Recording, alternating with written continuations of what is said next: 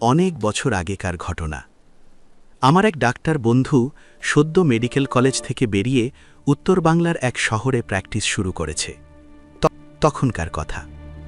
আমার ডাক্তার বন্ধুর মুখেই শুনেছিলাম সেই কাহিনী। নতুন জায়গায় নতুন পরিবেশে জমিয়ে বসতে অনেক পরিশ্রম করতে হয়, সময় লাগে। আমার বন্ধুটির উৎসাহ বা ধৈর্যের অভাব ছিল না। নতুন ডাক্তারের কাছে চট করে কোনো রোগী আসে না, পুরনো ডাক্তারদেরই সবার পছন্দ। তবে আমার বন্ধুটি শিশু চিকিৎসায় সসম্মানে পাশ করেছিল, সোনার মেডেল পেয়েছিল।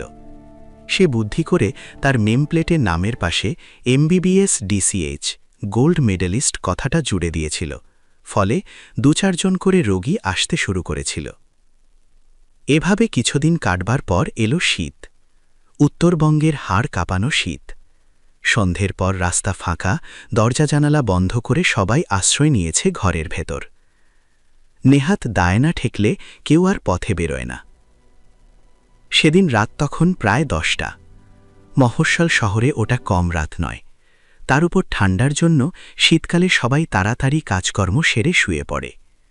ডাক্তার 9টার মধ্যে খাওয়া সেরে বিছানায় লেপের তলায় বেশ আয়েশ করে একটা মেডিকেল জার্নাল পড়ছিল।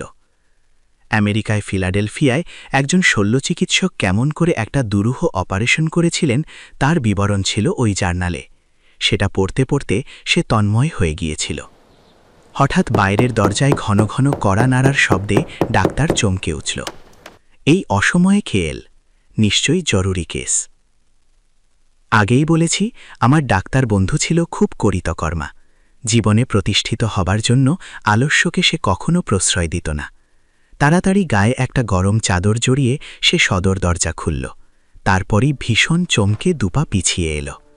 দরজার ওপাশে দাঁড়িয়ে আছে একটি সুন্দরী অল্প বয়সী বউ। মাথার সিঁদুর জ্বলজ্বল করছে। বউটির মুখ কিন্তু উৎকণ্ঠায় আর দুশ্চিন্তায় ভীষণ ফ্যাকাশে দেখাচ্ছে।